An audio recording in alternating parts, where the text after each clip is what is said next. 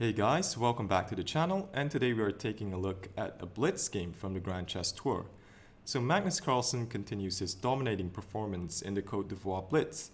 He suffered 2 losses both against MVL but managed to finish first in the blitz section with 11.5 out of 18 and first overall with 26.5 points if you take both Rapid and Blitz sections into account. So both MVL and Nakamura finished second overall with 23 points. And this game that I'm about to show you was from the last round of the Blitz section. Magnus was playing black here against Hikaru Nakamura, so without further ado, let's jump into this game. So Nakamura opened the game with d4, Carlsen responded with d5, Hikaru played c4, and Magnus plays the Queen's Gambit decline with e6. Hikaru goes knight f3, and here Carlsen plays a6, a sideline where black is preparing to capture on c4, and he has the option of going b5. So it's possible to play pawn takes d5. This would give white more pawns in the center, but it does free up the light square bishop. So in the game, Hikaru opted for bishop g5. Magnus played bishop e7, bishop takes e7, queen takes e7, and e3, preparing the development of the light square bishop, and also protecting the pawn on c4. So now Magnus developed knight f6, knight c3, castles from black, rook c1 and rook d8. So both sides are placing their rooks on files which could potentially open up. Now Hikaru goes queen c2, delaying the development of his bishop in anticipation of a capture on c4. Magnus now plays d takes c4, and this is a new move in the position. Previously, knight bd7 has been played. Hikaru now recaptures, and Magnus goes c5, striking in the center. Hikaru plays d takes c5, queen takes c5, bishop back to d3, and Magnus goes knight c6, developing, also threatening to play knight b4, so Hikaru goes a3. We have knight e5, knight takes e5, queen takes e5, knight to e4. So Hikaru decides to trade, thinking that there's not much going on in this position with a symmetrical pawn structure. And it seems like a draw would be the most logical conclusion. Magnus developed his bishop, bishop d7, we have knight takes f6, queen takes f6, and here Hikaru decided to castle. So he could play bishop takes h7, king h8. Black is now threatening to trap the bishop with g6. So the bishop comes back to e4, rook a c8, queen b1, and here black can go bishop to b5, simply preventing white from castling, and this is enough compensation for Magnus. So if white tries to be greedy, for example, say rook takes c8, and capturing on b7, bishop d3, and black's active pieces put him in a position to strike. So obviously this can't be taken because of rook c1 check.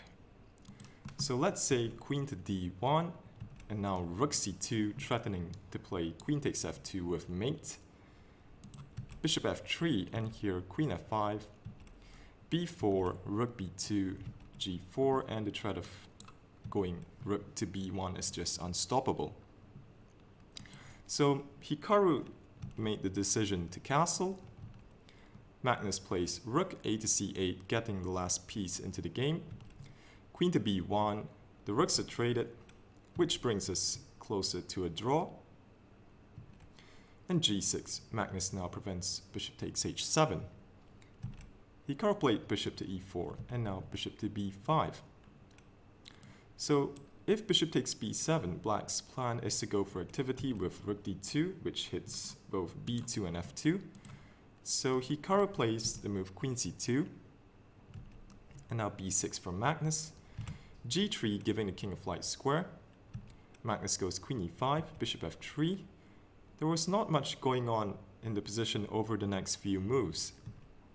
a5, h4, h6, and now Hikaru plays queen to c7, and Magnus accepts the trade and plays rook d6, just securing that pawn on b6.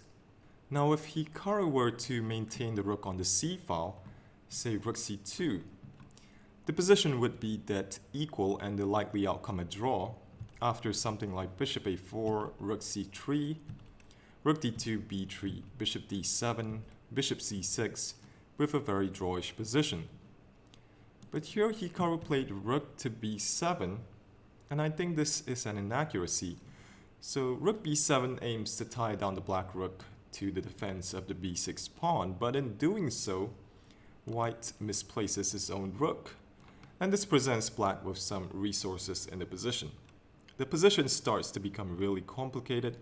Both players commit inaccuracies from here on because it's a blitz game, but we are not going to go too much into the details of the mistakes, but instead focus on the general ideas in the position. So with rook b7, Hikaru has left the pawns on the queen side a little bit vulnerable, and look for Magnus to try and exploit this.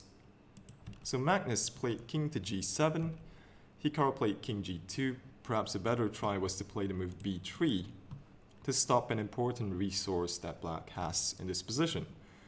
Okay, but king g2 played by Hikaru. Magnus goes king to f6. So just stepping out of this pin, potentially any ideas like bishop g4 and capturing on e6. Hikaru played the move g4 with ideas of playing g5 check to take advantage of this slightly vulnerable pawn on f7. So Magnus goes g5, that was taken, and king g3. And here Magnus plays the move a4.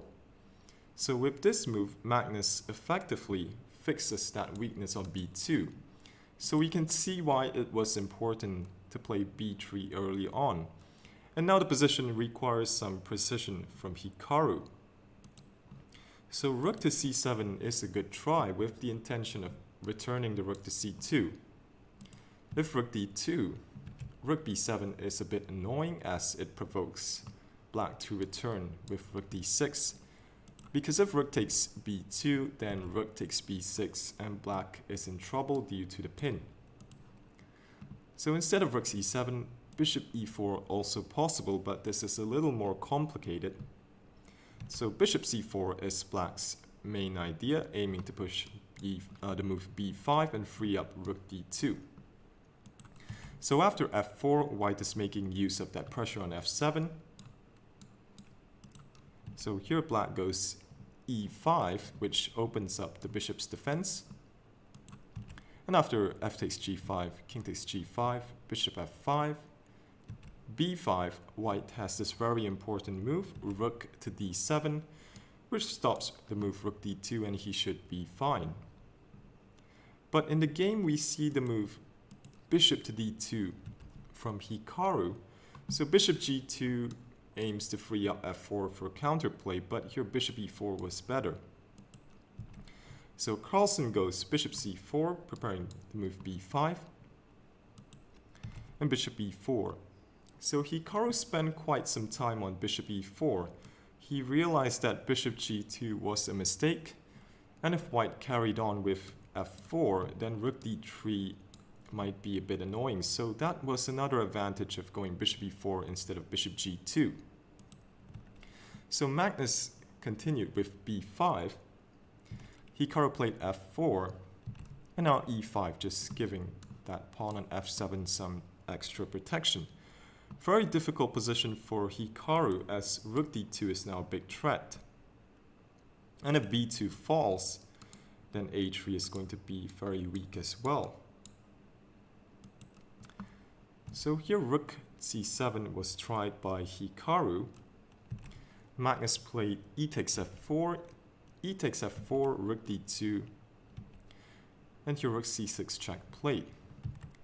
So f takes g5 was not played. Hikaru probably didn't like the move king e5 with tempo on the bishop, followed by rook takes b2.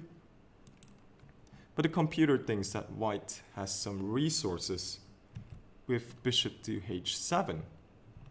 If rook takes b2, bishop g8 going after this pawn, but this looks incredibly difficult to evaluate over the board.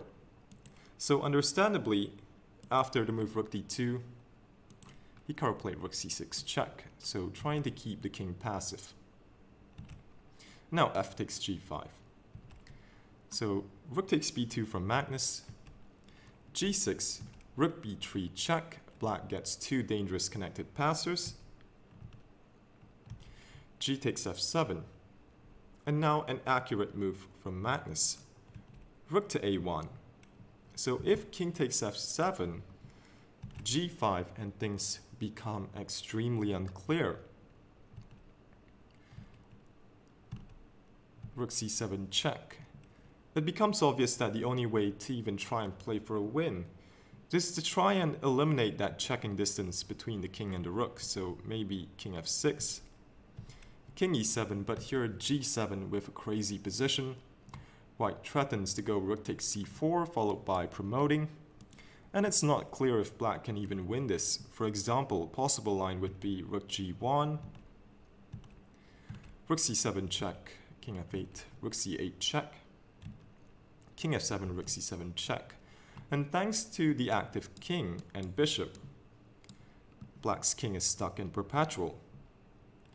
So back to the game, rook to a1, a very nice move by Magnus, preparing rook f1 check in some cases, and black is simply using that pawn on f7 as a temporary shield. Hikaru now goes rook c8, threatening to promote, so bishop takes f7, rook to c7. This looks scary because bishop d5 is in the air, but with rook f1 check in reserve, Magnus is doing great. Magnus simply pushes a3, king g5, and here rook d1, simply making room for that pawn. Bishop c2 from Hikaru. Magnus plays rook to c1, and in this position, Hikaru Nakamura resigned. The bishop is pinned, and this passed pawn is simply too dangerous. So just a typical game from Magnus, squeezing a win from a seemingly drawn position. If you enjoyed the video, feel free to give it a like and consider subscribing to the channel. Thanks for watching.